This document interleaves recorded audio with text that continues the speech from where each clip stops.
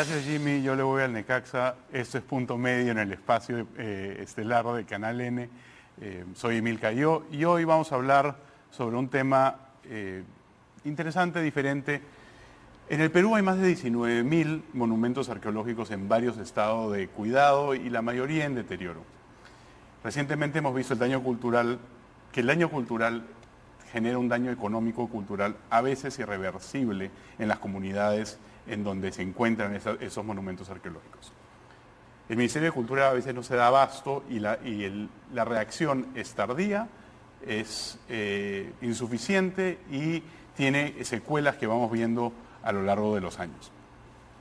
Entonces, teniendo un país en donde sabemos que el turismo cultural es uno de los elementos cruciales en el desarrollo, ¿por qué no podemos hacer que los fondos de empresas peruanas o de instituciones que quieren ayudar lleguen a poder construir y proteger esas instituciones? Entonces, la pregunta de hoy es, ¿puede el sector privado preservar nuestros monumentos arqueológicos?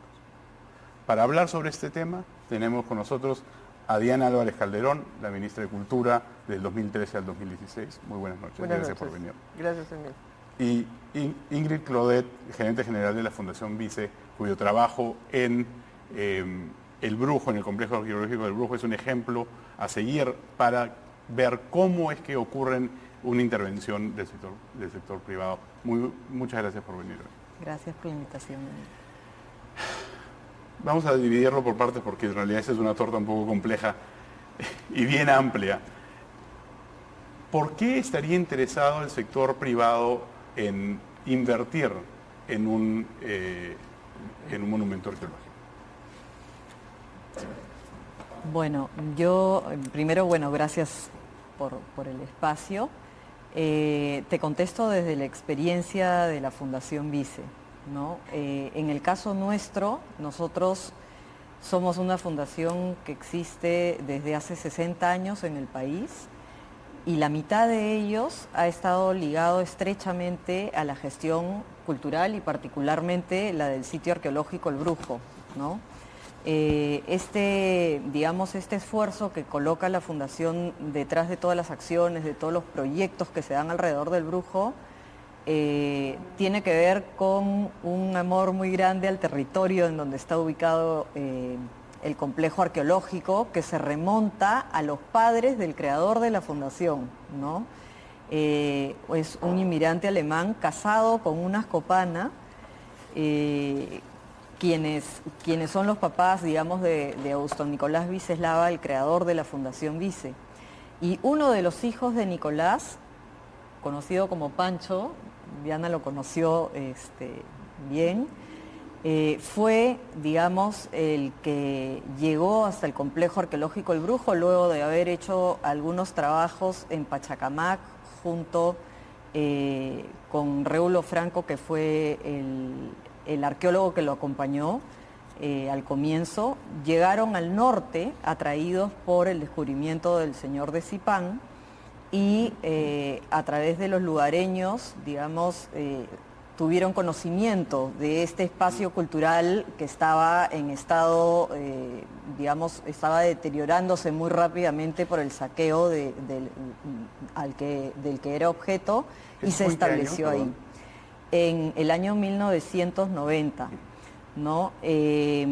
Ahí, entonces, digamos que don Pancho, como lo conocían, se enamoró del sitio, construyó una casa en un pueblito muy pequeño, Magdalena de Cao, que está aledaño al complejo, a 4 kilómetros, y él, después de trabajar, se iba para allá, ¿no? Tenía mucho amor por el lugar. Invirtió recursos personales, recursos de la fundación que creó su padre también, para investigar, para poder rescatar el conocimiento de ese espacio cultural, para poder devolverlo a la sociedad, para poder poner en valor el sitio arqueológico y en uso social, ¿no? Y su legado ha sido continuado por la familia durante 32 años, ¿no? En un convenio con el Ministerio de Cultura que se ha renovado muchas veces, ya esta es la 4ª vez, el convenio está vigente, la actual versión, hasta el año 2026 y bueno, no tenemos ninguna intención de irnos, más bien estamos profundizando la intervención, ¿no? Ese es un ejemplo de una historia de amor entre una persona y un lugar arqueológico. Una familia. Una familia, bueno, que comienza una persona y se extiende a la familia. No puede ser siempre ese caso. ¿Por qué no tenemos un sistema más ordenado que genere estos espacios y que genere ese tipo de inversión en estos espacios? Emil, Ingrid, qué gusto. Sí, yo diría que para invertir dinero privadamente en sitios arqueológicos realmente tiene que existir un gran amor. Cuando yo ingresé al Ministerio de Cultura, como a los 4 meses me pidieron cita los de la Fundación Vice, porque ellos invertían dinero en el Brujo y no podían recuperar el boleto turístico que cobraban. Eso se lo llevaba el Ministerio de Cultura. Y era absurdo porque ellos estaban invirtiendo su dinero y nosotros estábamos trabándole la posibilidad de que pudieran cobrar. Se hizo un convenio, creo que al principio fue con la Universidad de Trujillo, no estoy segura. Esa fue la primera edición del convenio. Sí. Y ya no. Nos pasamos meses estudiando a ver cómo podíamos hacer para que por lo menos contaran con la devolución del boleto que estaba ingresando gracias a la inversión que ellos estaban haciendo. Y esos son meses por un solo punto. ¿Cómo es posible que en un país como el nuestro, que tenemos tanta cultura, tan tarde, en la historia reciente, podamos decir que haya un mecanismo, un marco normativo para poder solucionar esos problemas? Es que no me parece que hay un marco normativo. En el año 2015, cuando Pedro Cateriano entró como primer ministro, pidió facultades delegadas para poder legislar al Congreso y se le otorgaron. Yo, como ministra de Cultura, pedí poder, presentar decretos legislativos y me dijeron que era solamente para las cosas económicas y financieras. Entonces dije, bueno, podemos hacer inversión privada en algunos sitios arqueológicos, claro, preservando el carácter de inalienable, imprescriptible, etcétera, que tienen los sitios arqueológicos, sin tocar aquellos sitios de patrimonio mundial, y una serie de requisitos que yo sabía iban a ser un problema para pasar este decreto legislativo. Pero el Congreso no lo aprobó. Nosotros insistimos con el Congreso y el Congreso se bajó la posibilidad de que pudieran hacerse inversiones privadas en sitios arqueológicos que eran para la sostenibilidad de los sitios arqueológicos. Hubo una fuerte presión del gobernador del Cusco, no me acuerdo el apellido del señor. Ellos estaban más preocupados de que nosotros pudiéramos tocar su boleto turístico y querían que en el decreto legislativo no se incluyera el Cusco. Pero es absurdo legislar para unos y no para otros. En cultura y dejar al Cusco de lado. Exacto, sí. Además, Cusco, tenía casi todos sus monumentos ya concesionados con privados y gran parte de sus monumentos eran patrimonio mundial, a donde directamente el decreto legislativo no ingresaba, ¿no? Claro, en este caso, la ley previa solamente contemplaba la concesión. La ley que usted promueve, o el decreto legislativo que trata de empujar y que lo rechazan, tiene otra modalidad. Que se pueda invertir para sostenibilidad del sitio, para ponerlo en valor, para poder realizar pequeños emprendimientos, en las zonas aledañas, al sitio arqueológico, porque como usted sabe, pues es inalienable, imprescriptible, no se puede tocar, hay que tener mucho cuidado, porque sí son frágiles los sitios arqueológicos. Llueve y se desmoronan, como ha pasado en Cuela recientemente. Bueno, en ese caso fue un huaico, pero entonces, ¿qué se pudo lograr dentro de esa gestión para poder facilitar el acceso del privado a estos espacios, protegiéndolos de la manera que el Ministerio quiere protegerlos? Lo único que pude hacer aprobar en ese momento fue que se pudieran hacer obras por impuestos. En cultura en general, porque antes no estábamos permitidos por el Ministerio de Economía y Finanzas de tener obras por impuestos. Pero en realidad, digamos, no creo que se puedan concesionar sitios arqueológicos. Eso no es posible. Se ha podido hacer en el pasado excepciones, digamos, como Huaca Pucllana, como el caso del Brujo, y cosas muy contadas. Por ejemplo, ¿no? En Machu Picchu hay un hotel en pleno sitio. El santuario en Machu Picchu. Entonces, no es común, ni creo que ahora pudiera ser posible.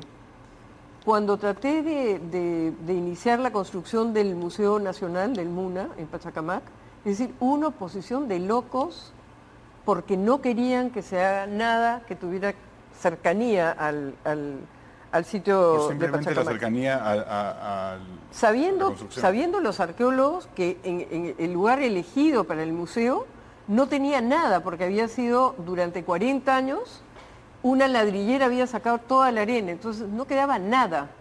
Quedaba, digamos, en una ladera quedaban 100 momias que se sacaron porque, digamos, por cuidado hicimos una limpieza y, digamos, se les dio el entierro adecuado y se trató el asunto con mucho cuidado.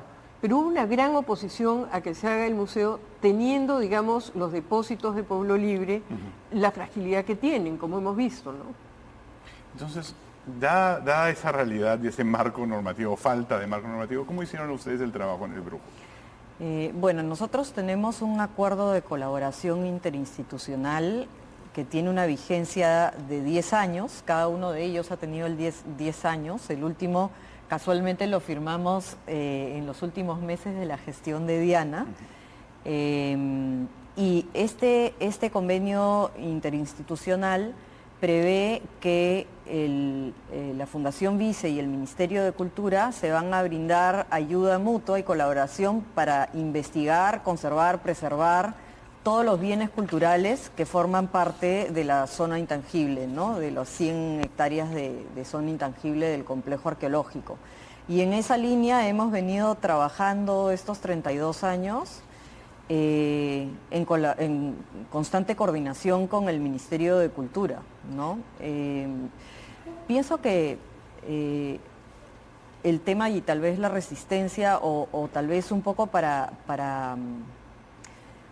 señalar algo que es muy importante para la comunidad científica en general, particularmente la arqueológica, tiene que ver con tener el debido cuidado para no alterar el sitio, como dice Diana, porque los daños son irreversibles, ¿no? Es como si a un gran libro uno le arrancara una página por un mal movimiento y ese conocimiento se perdió para todo el resto de la humanidad y para siempre, ¿no? Entonces a eso, y comprendo, ¿no? el temor, porque finalmente ese conocimiento es de todos los peruanos, ¿no? Entonces ahí hay que tener bastante cuidado en velar porque ese conocimiento se preserve adecuadamente, ¿no? Ahí hay un tema de la investigación en primera instancia y luego otro importantísimo, trascendental, que es el de la preservación y la conservación, ¿no?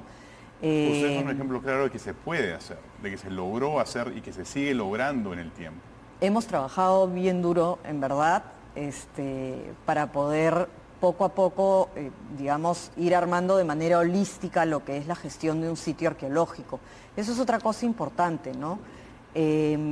Nos ha pasado que, bueno, nosotros hemos tenido una visión un poco diferente por la misma estructura organizacional que tenemos en la Fundación y el abordaje hacia el sitio arqueológico que hace la Fundación Vice, que es por definición multidisciplinario, ¿no? Cada uno tiene su rol y entendemos que cada uno cumple un papel muy importante en que las cosas se hagan bien y conversen una con la otra, ¿no?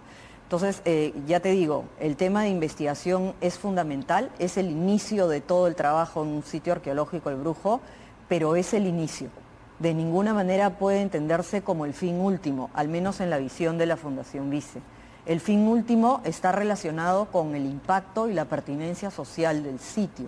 Claro, ¿no? el impacto que ustedes tienen no tan solo en el lugar, sino en las comunidades que están alrededor. Sí, y no solamente en las comunidades que están alrededor, sino a través de nuestras plataformas digitales, literalmente en toda la humanidad, ¿no? Esa es la visión que tenemos nosotros.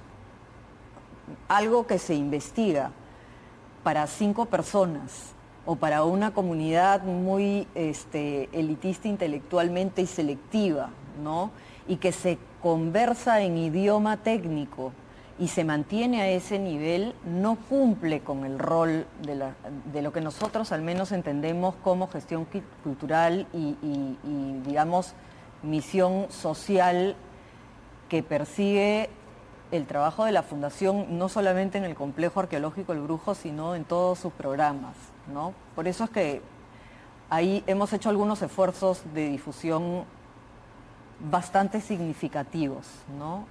Dadas las diferentes partes y el impacto que puede hacer, ¿por qué esa buena práctica, que es una lección aprendida y buena práctica, no se puede volcar hacia otros proyectos, otras instituciones, otros grupos?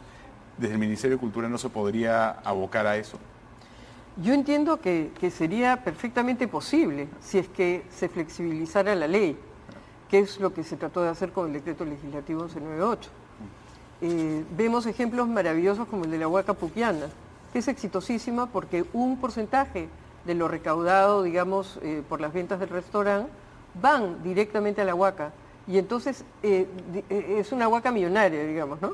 Porque recibe un montón de dinero mensual y entonces se puede seguir trabajando y desarrollando el sitio arqueológico.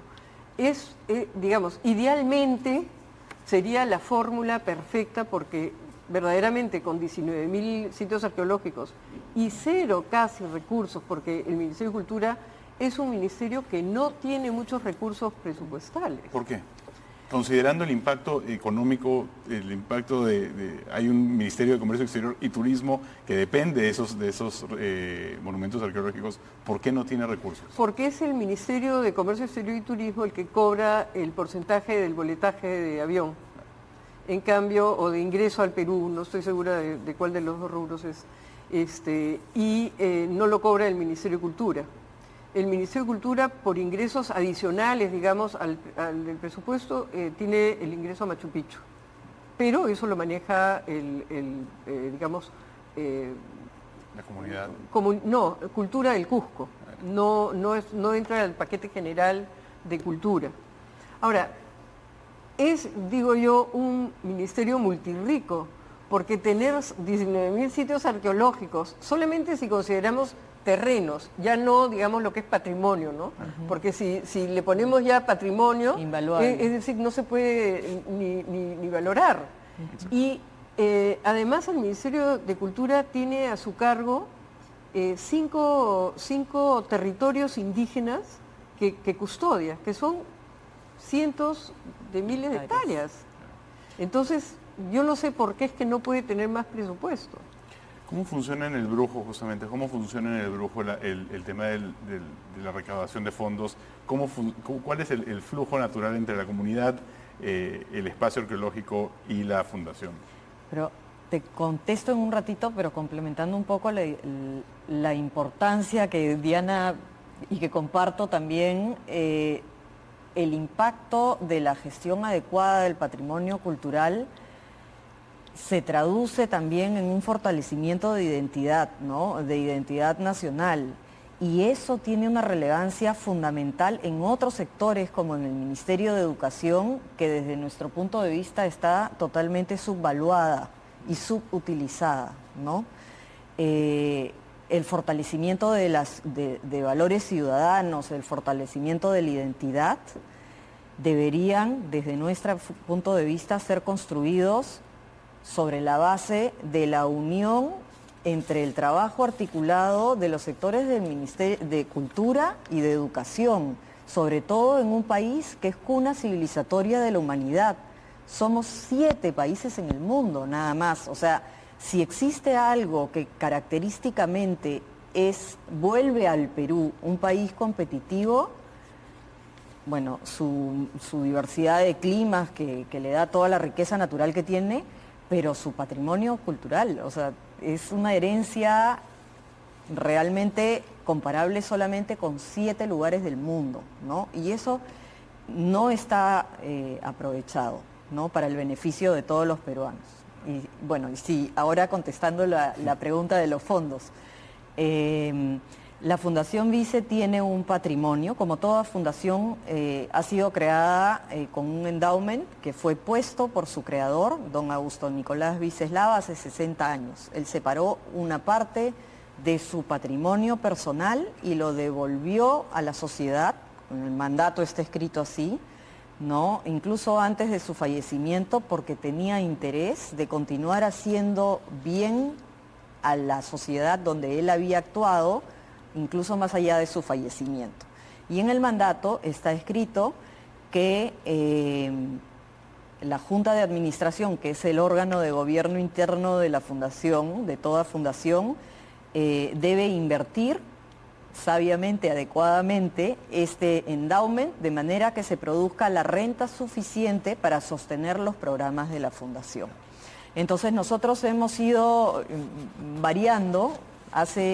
Digamos que hace unos 7, 8 años atrás hemos reconfigurado nuestro portafolio de inversiones de tal manera, hemos creado un fondo de inversión con un mandato específico para atender las necesidades de la Fundación Vice y hemos invertido a través de este fondo de inversiones prácticamente todos los bienes patrimoniales. Este fondo de inversiones a su vez, digamos, distribuye las inversiones en varios fondos globales de inversión y en algunos activos que producen renta. Claro. Y con eso sostenemos no solo el Brujo, sino los otros programas que realizamos en calidad educativa, en ayuda humanitaria y en emprendimiento social, que son las otras 3 líneas claro. con las que actuamos, ¿no? Es decir, dentro de, si lo entendí bien, la fundación se mantiene a sí misma y eso mantiene al Brujo. El Brujo no dependen de los ingresos o el boleto turístico del Brujo para que el Brujo se mantenga. No. Y un poco para comentar lo que mencionaba Diana, lo que nosotros hicimos en la última versión del convenio que firmamos en el 2016, como hay esta prohibición a nivel normativo de que una entidad pública no puede entregar dinero a una entidad privada, entonces lo que hemos colocado en el convenio es que la entidad pública, en este caso el Ministerio de Cultura, se hace cargo de uno de los servicios que tienen que pagarse para el sostenimiento del sitio, que es el servicio de vigilancia y seguridad, ¿no? De pagar a los vigilantes que están ahí en los puestos de vigilancia que tiene el sitio, hasta por un monto equivalente al 80% del boletaje que se cobra en el boleto, en el ticket de ingreso, ¿no? Entonces, eso representa el 10% o menos, diría yo, si es que consideramos además del gasto, la inversión que hacemos en activos, del costo real que cuesta sostener el Brujo, ¿no? Digamos que por el lado de la recaudación del boleto de ingreso, el Ministerio contribuye con un monto equivalente al no mayor al 10% del costo total de mantener al Brujo cada año, ¿no? Lo demás se sostiene principalmente con la renta de la Fundación Vice. Bueno, según el gobierno, la puesta en valor de un sitio arqueológico es mínimo 2 millones de soles y puede ascender 2, 6 hasta 60 en algunos casos. ¿Eso cuadra con los números que ustedes tienen? Más o menos. Corto. Claro. O sea, mucho más. Sí, que mucho más. Entonces... Sí, otra cosa, debo decir también que en los años 2020 y 2021, de hecho en plena pandemia, tuvimos el trabajo de obras por impuestos y eso significó un aporte bajo la modalidad de obras por impuestos para la ejecución de un proyecto de investigación y difusión de alrededor de $800.000, o sea, alrededor de $800.000, ¿no? En esos 2 años, para la ejecución de ese proyecto. Nosotros contribuimos con una parte también. Usted dijo algo que me pareció muy interesante, que fue la gestión adecuada del patrimonio. ¿Puede existir un miedo de que el privado entre y valore algo, rompa algo, no le dé el valor que que se merece el espacio, por eso es que el Ministerio de Cultura o el gobierno o el Estado no dejan que dificultan el acceso, las comunidades o el mismo ministerio. En realidad, digamos, el patrimonio arqueológico, si es que se malogra o rompe, como dijo, no tiene retroceso.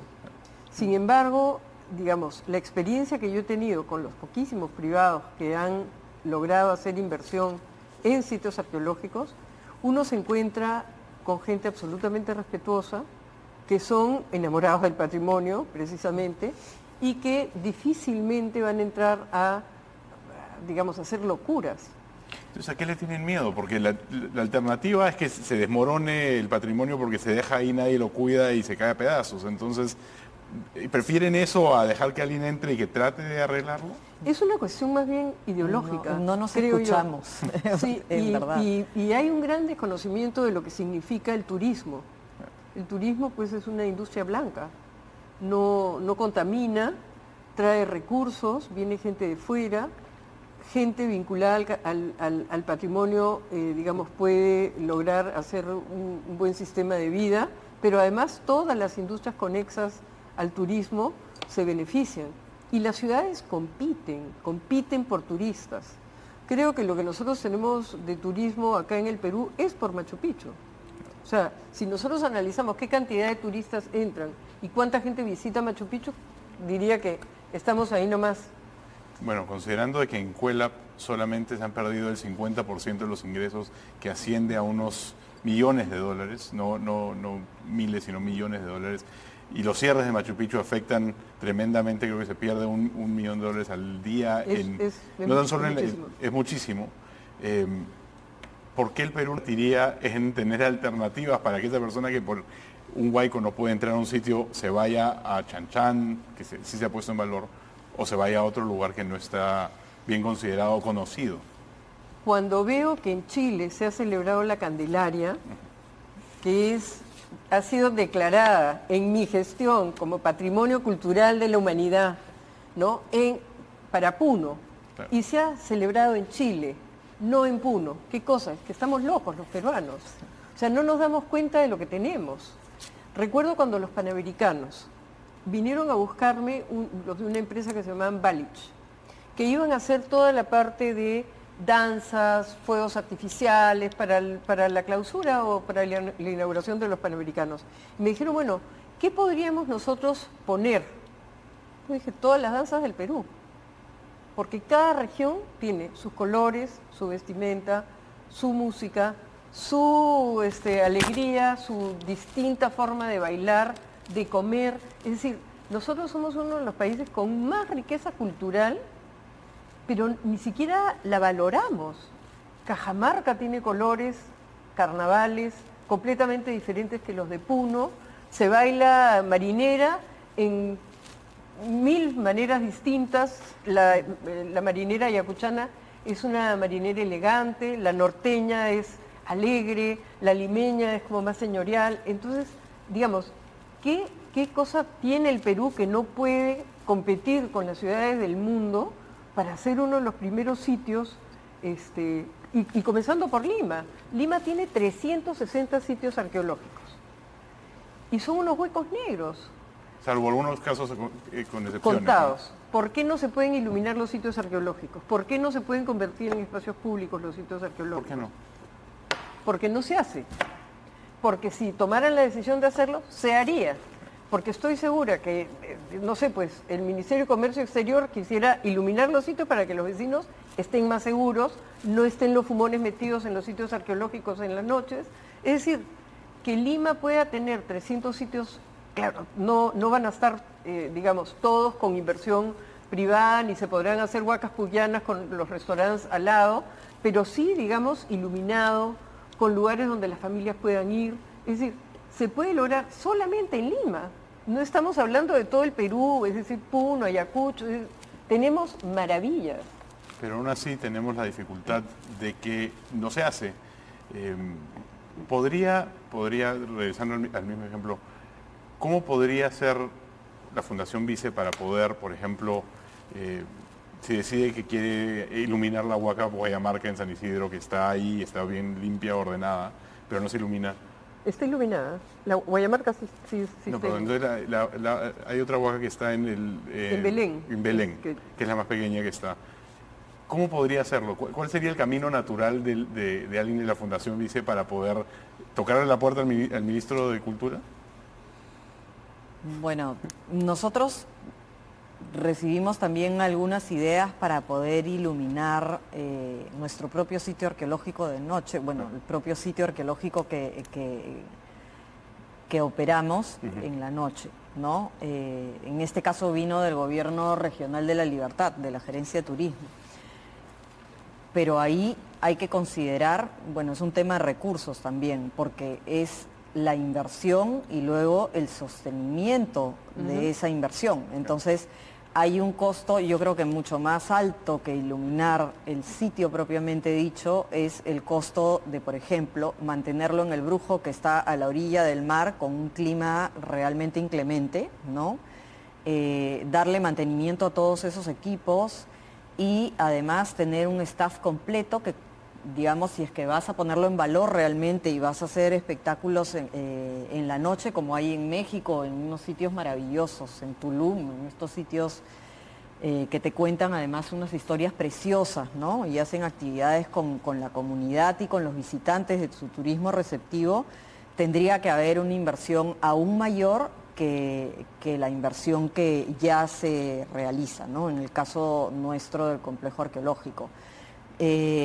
Pienso que ahí sí, digamos que lo de poder hacer se podría hacer, pero en este caso faltarían los recursos para poder contemplar el sostenimiento de los equipos y el cambio y las vidas útiles, hay que ir renovándolos y darle un mantenimiento adecuado para que no se convierta en una inversión más donde todo el mundo corre para instalar las cosas, construir todo y de ahí ves ante tus ojos deteriorándose el tema, ¿no? Pero ¿cuál sería la dificultad de que la misma fundación se asocie con otra institución o el BID o alguna institución que quiera y diga, vamos a hacer eso y lo hacemos juntos, ustedes establezcan el plan y nosotros le damos el dinero? Por lo general, los fondos no reembolsables que se obtienen de la cooperación, al menos en el caso nuestro, Diana, de repente tú conoces algún otro, involucran la ejecución de la obra, ¿no? Pero el sostenimiento es perpetuo, ¿no? Y al final, te doy un ejemplo, el Brujo tiene, no sé si has podido mirar esta foto clásica del Brujo que tiene una estructura tensionada grande sobre una de sus huacas, ¿no? Toda la huaca está cubierta por una estructura, tensoestructura de lona con estructura de metal. La vida útil de esa estructura debería oscilar entre por lo menos 10 años hasta 15 años. A nosotros nos cuesta mucho llegar a los 10 años porque el deterioro es muy fuerte. Está al lado del mar, la salinidad la afecta tremendamente, el polvo, los cambios bruscos de temperatura. Entonces, realmente reponer la estructura, la última vez que lo hicimos nos costó cerca de como que $1 millón de soles, ahora debe costar como el triple, ¿no? ¿Por qué? ¿Por simplemente inflación? Sí, y eso no se compara con lo que nos cuesta mantenerla todos los años, ¿no? Hacemos mantenimientos preventivos fuertes, ¿no? Todos los años para poder hacer que dure la mayor cantidad de años posible. Entonces, esa parte, digamos, financiamientos tipo el World Heritage Fund o no sé, los otros que existen para temas de conservación, normalmente no contemplan este tema tan importante que es el mantenimiento, ¿no? Entonces, desde el lado de la Fundación tenemos una responsabilidad también. Si ponemos algo en valor, es porque hemos asegurado los recursos suficientes para mantenerlo a lo largo del tiempo en condiciones adecuadas, ¿no? De ninguna manera podríamos dejar que se deterioren no bajo nuestra guardia, de ninguna forma, ¿no? Entonces ahí hay una dificultad, ¿no? Sin tomar el caso del Brujo, hay estamos condenados a sufrir un deterioro tradicional total de nuestro patrimonio en el tiempo si es que no hay actores como la Fundación u otros actores que puedan salvarlo? ¿Estamos esto se nos va la cultura por los dedos? Yo creo que sí. Desgraciadamente, digamos, mi experiencia. A ver, el día que yo entré al ministerio, quise ir inmediatamente al Museo de Pueblo Libre. Porque de chica había ido, mi mamá nos llevaba a los museos cuando éramos chicos y quería ver cómo estaba.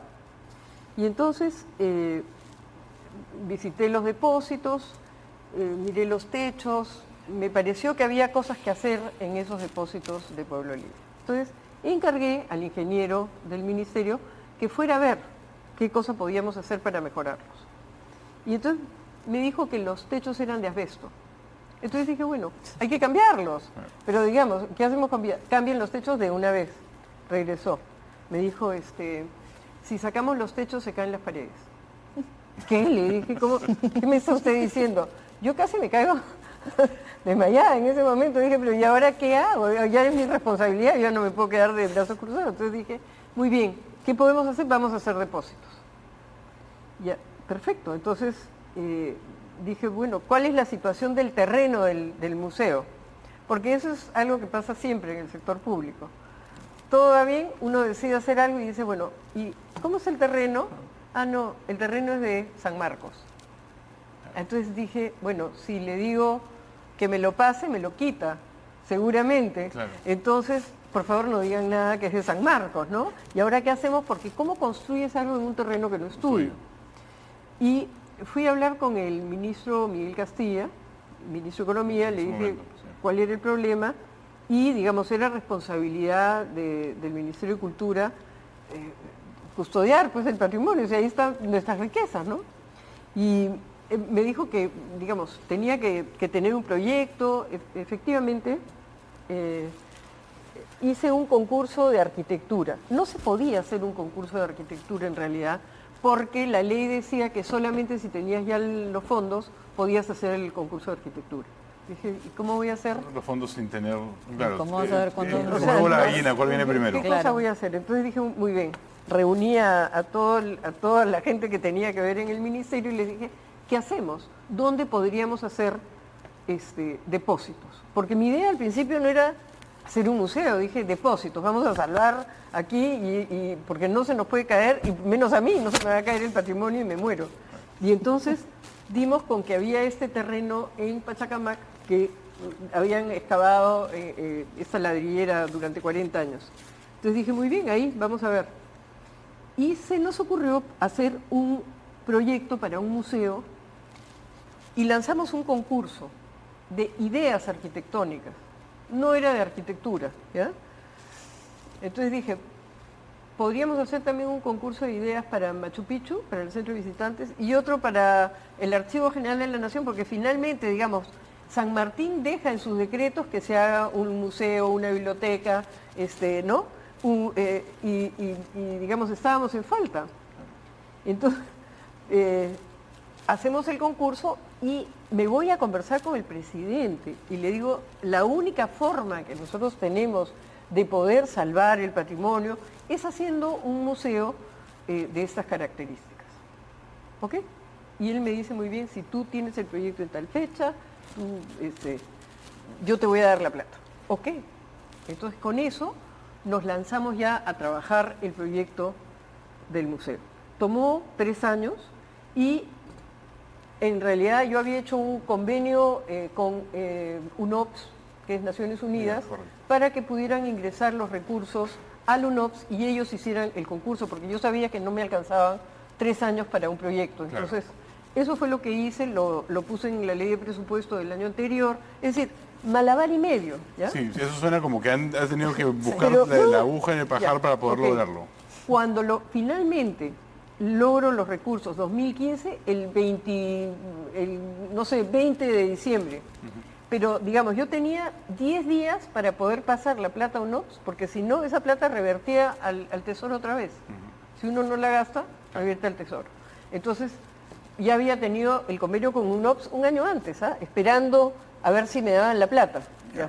Ok, todo perfecto, UNOPS lanza el concurso, ganan, se hace la excavación, entre el nuevo gobierno. Yo he dejado las cosas de tal manera, digamos...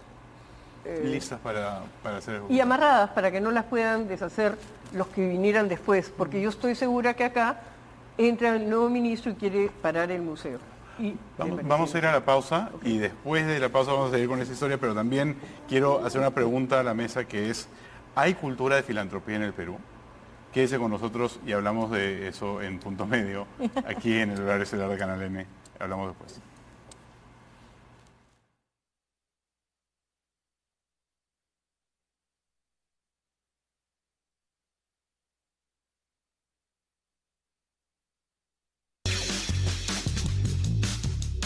Este programa llega gracias a Antelios, el mejor filtro para tu piel contra los rayos UV más dañinos.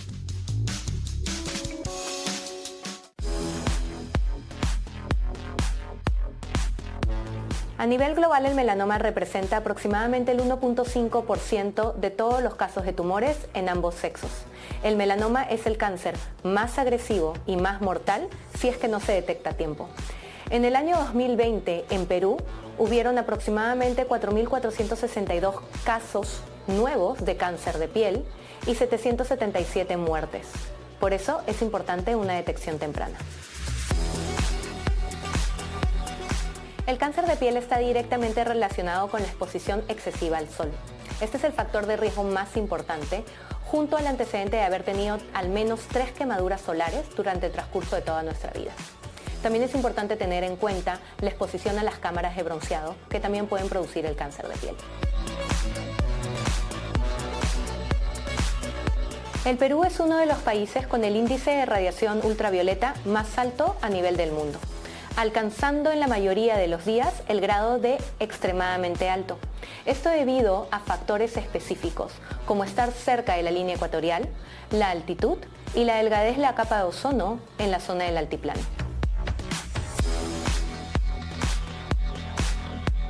Porque es una línea muy completa que se adecúa a la necesidad de cada piel, tanto en niños como en adultos, y contiene filtros solares que cubren hasta la última brecha del espectro de radiación ultravioleta, generando una mayor protección para nuestra piel.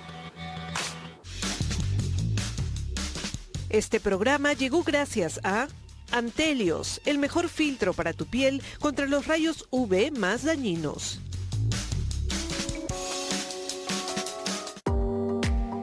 La protección de tu piel es indispensable en la rutina del día a día. Protege tu piel todo el año con el nuevo Antelios UV Moon 400, el mejor filtro para tu piel contra los rayos UV más largos y dañinos. Su textura fluida y de rápida absorción te encantará. Además, es apto para todo tipo de piel. Encuentra la línea Antelios en las principales cadenas de farmacia a nivel nacional y recuerda visitar a tu dermatólogo, el experto en piel.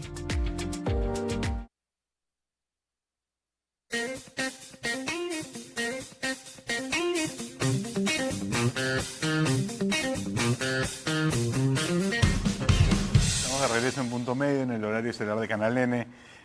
Mis invitados son Ingrid Claudet, de la Fundación Vice, y Diana Álvarez Calderón, la exministra de Cultura. El tema, ¿puede el sector privado preservar los monumentos arqueológicos? Y mencionábamos el tema del Museo Nacional del Perú, que según entiendo existe, pero está vacío. Ahí está. Sí, efectivamente. Se ha inaugurado, lo inauguró Sagasti y, digamos, antes de yo irme del ministerio, gestioné para que se dejaran 100 millones de soles en una cuenta del Ministerio de Economía y Finanzas para poder hacer los depósitos famosos que eran los que me habían preocupado desde el inicio y devolvieron la plata, no la usaron. Dejé también 19 millones de soles para que en el Museo del Pueblo Libre se hiciera un museo de historia. De arqueología. De historia que explicara, digamos, las migraciones al Perú. Españoles, chinos, negros, franceses, ingleses, italianos. Alguien tiene que explicar la colonia, o el virreinato, como quieran llamarlo, ¿no? Pero el museo está ahí, vacío. Te hacen el gran recorrido para ver cómo están las instalaciones, tiene aspersores maravillosos si es que se incendia y botan unas neblinas para que no se malogren las piezas, pero no hay ni una pieza adentro. En otros países normalmente lo que hubiera pasado, por lo más, ese escenario me parece ridículo, pero además en otros países lo que pasa es que los museos los construye el Estado de la mano del sector privado a través de filantropía, o sea, de familias o de personas abocadas al tema. Lo cual me lleva a la pregunta básica, ¿hay cultura de filantropía en el Perú? En realidad, dijeron no y después dijeron sí por acá. Es muy poca, en realidad, digamos, la Fundación Visa hay que hacerle un monumento, ¿no? Claro. Porque, digamos, sí hay voluntad, pero es difícil porque ni siquiera la legislación te permite, digamos, a los patronos. Claro. No hay una legislación que permita las donaciones, digamos, como donaciones en los Estados Unidos, ¿no? Que se deducen de impuestos y todo ese tipo de cosas, no existe acá. Entonces, y a los que se ocupan de los sitios arqueológicos, por ejemplo, les hacemos la vida imposible. Ahora creo que la cosa ha mejorado, pero digamos, cuando yo entré al ministerio, yo me reuní cada cierto tiempo hasta ver de qué manera podíamos solucionar que por lo menos pudieran devolverles el boleto que cobraban. Si estaban haciendo una inversión millonaria dentro del sitio arqueológico, habían hecho un museo precioso. Es decir, me parecía una especie de esquizofrenia del Estado no permitir que se invierta y no poder mantener nosotros los sitios arqueológicos que podrían cambiar la historia del Perú. Y aún así lo logran, ¿no? Mencionaba que se tenía que hacer un monumento, pero al final el monumento lo van a tener que mantener ellos. Entonces, en realidad, ¿cómo se logra? Bueno, con plata. Pero, con voluntad. Y se puede, lo mencionamos antes, pero ¿cómo podemos transmitir esa voluntad de invertir en el Perú hacia otros grupos que pueden estar interesados? De invertir en los sitios arqueológicos. Esa es una bonita pregunta, ¿no? Yo creo que ahí la Fundación podría contribuir si es que nos convocan a contar la experiencia o incluso acompañar al Ministerio a hablar con otras familias que pudieran tener interés en la gestión cultural. Nosotros ya te contamos cómo hacemos para sostener el sitio arqueológico, ¿no?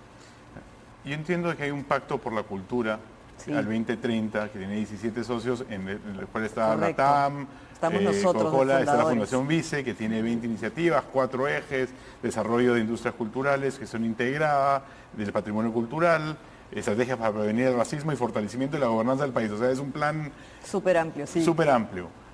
¿Cómo va eso?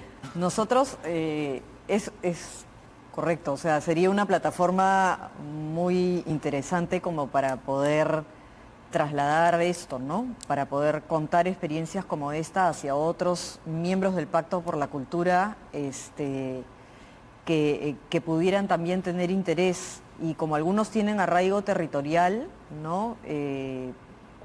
Podría ser una buena oportunidad. Nosotros, como te digo, somos parte del Pacto por la Cultura, somos uno de los miembros fundadores. Viene trabajando para empezar, creo que es valioso, es una iniciativa impulsada por UNESCO, en alianza con el Ministerio, pero principalmente promovida por UNESCO, por su Secretaría Técnica, y venimos reuniéndonos cada cierto tiempo en las plenarias del Pacto por la Cultura para compartir entre todos cuáles son los proyectos culturales que manejamos, ¿no? Y cuáles son los avances. Casualmente hemos lanzado desde la Fundación la segunda convocatoria de nuestro programa de innovación social que se llama el Fondo Emprendedor, y estamos aliados con UNESCO y particularmente con el Pacto por la Cultura para la ejecución además de una universidad, de UTEC y de los especialistas financieros del grupo, ¿no? W Capital. Y lo que hemos hecho es que en este programa de emprendimiento social se va a bonificar a aquellos emprendedores sociales que puedan acreditar una vinculación con el patrimonio cultural, material o inmaterial, ¿no? Y no significa pues que vendan artesanías o hagan turismo comunitario rural como lo que siempre se entiende, sino que hay múltiples maneras, ¿no? De promover, de visibilizar, de beneficiarse de manera bien entendida del gran potencial que representa el patrimonio cultural para el emprendimiento, ¿no? Es otro puente, digamos, a tender. Y el Pacto por la Cultura vamos a trabajar junto con ellos. De hecho, hoy día se cierra la convocatoria. Hasta antes de venir acá a la entrevista íbamos como 160. Te iba a preguntar cómo va el Era proceso. una locura, ¿no? Está subiendo bastante, y con el Pacto por la Cultura lo que vamos a trabajar es aquellos que han declarado que sí tienen una vinculación con el patrimonio cultural material o inmaterial. Ya sabes, hay gente que trabaja con comunidades portadoras de patrimonio cultural inmaterial, ¿no? Hay muchas cosas, muchas formas. Con ellos vamos a evaluarlos para ver quiénes obtienen la bonificación, ¿no? Y así como con nosotros, el pacto también, entiendo, trabaja con los otros miembros del Pacto por la Cultura, y es un grupo muy interesante que involucra cooperación internacional, empresa privada, filantropía, como en el caso nuestro, ¿no? El Ministerio de Cultura. Así que sería una bonita plataforma para llevar esta idea de hacer filantropía a través de la conservación, la preservación de los sitios, ¿no? Y la investigación de los sitios también, ¿no? Se podría, entonces la respuesta es sí se puede, pero quizás todavía no hemos llegado a ese camino, a ese espacio de ejecución. Yo creo que es una cuestión de voluntad política. Si el ministro de Cultura realmente tiene interés en que esto se desarrolle, eso se va a desarrollar. Yo tenía mucho interés porque me daba cuenta que el presupuesto que tenía el Ministerio de Cultura no daba, pero ni siquiera para hacer las cosas propias del Ministerio, y menos para invertir millones en preservar sitios arqueológicos. Pero ¿qué más hubiéramos querido? Que hubiera mucho más filantropía y gente interesada en la sostenibilidad de los sitios arqueológicos, ¿no? Yo creo que eso es indispensable, y hay que repensarlo y conversarlo y discutirlo, porque, digamos, tener sitios arqueológicos que se van deteriorando, que no le aportan nada a la ciudad, y que, es más, o sea, estos huecos negros, yo nunca había pensado en los sitios arqueológicos como huecos negros, pero Jean-Pierre Cruz, que es un arquitecto que está interesado en el patrimonio, tiene un curso en una universidad prestigiosa en Estados Unidos para hablar precisamente sobre lo que significaría prender los huecos negros y ponerles iluminación y hacer que el entorno de los sitios arqueológicos, digamos, tenga una ganancia. Yo como ciudadano, digamos, es completamente distinto mirar por mi ventana en la noche y ver negro que ver algo iluminado, que además es lo que te representa del pasado, ¿no? Por supuesto. Nosotros parece que no estuviéramos orgullosos de nuestra cultura, de nuestro patrimonio, de nuestra variedad, de la cantidad de pueblos indígenas que hablan lenguas distintas. Es decir, somos un país con riqueza, no somos un país rico, como se dice. Somos un país que tiene riquezas, que hay que trabajarlas. Eso es lo que creo. Y se ha logrado en algunos casos, de nuevo regreso al brujo, como un ejemplo, porque en serio el proceso de la atención, el nivel de calidad es muy alto para un, no digo decir como un país como el nuestro, pero es que sí, es como un país como el nuestro. Bueno, te digo, hemos trabajado bastante, y la verdad es que cerramos cada año, y mi equipo no me va a dejar mentir, tenemos miles de cosas más que quisiéramos hacer, ¿no? Hay maneras de hacerlo. Pensaba cuando escuchaba a Diana que hay dos cosas importantes, ¿no? No importa qué filántropo consigamos para poder operar un sitio arqueológico, eso tiene que venir acompañado con una mirada multisectorial. Tiene que haber inversión para habilitar las vías de acceso a los sitios arqueológicos. Tiene que haber inversión para desarrollar la plaza turística en los sitios aledaños, ¿no? Para desarrollar hospedajes adecuados, servicios turísticos. Nosotros desde el complejo arqueológico capacitamos a los pequeños comerciantes y brindadores de servicios que hay en la zona de influencia, pero claramente no es suficiente y no hay filántropo individual que pueda resolver un tema como el desarrollo de una ruta turística que involucre no solo un sitio arqueológico, sino otras actividades, ¿no? El tema de servicios, el tema de las vías de comunicación y el tema de seguridad son factores súper claves que tienen que ir acompañando a la gestión cultural del propio sitio, ¿no? Sin lo cual no se puede conseguir resultados.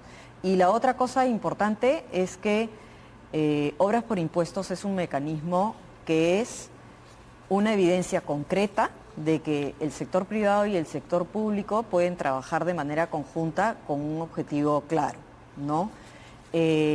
Nosotros hemos, digamos que, atravesado por todas las dificultades, incluida la pandemia, que nos cogió en la mitad de la ejecución. Y hoy día podríamos también colaborar con poder decir qué cosas funcionan para los sitios, para la gestión cultural de los sitios arqueológicos y cuáles no, en relación a obras por impuestos, por ejemplo, ¿no? Sabemos qué actividades se podrían hacer y qué no. Y hay muchas actividades que se podrían hacer, ponte las que hablabas de desarrollar depósitos, de poner en valor sitios, trabajos de conservación, eso sí se puede hacer. Lamentablemente es el tema para muchísimo más, pero se nos ha acabado el tiempo. Les agradezco a ambas. Increíble. A ambas por la conversación, por el tiempo. La cultura es un motor de la economía y del orgullo peruano y es trabajo de todos mantenerlo. Les agradezco mucho la participación. Eso ha sido Punto Medio. Soy Emil Cayó. Nos vamos con Hora 11 con Lisette Cipriano. Muy buenas noches. Nos vemos el día de mañana.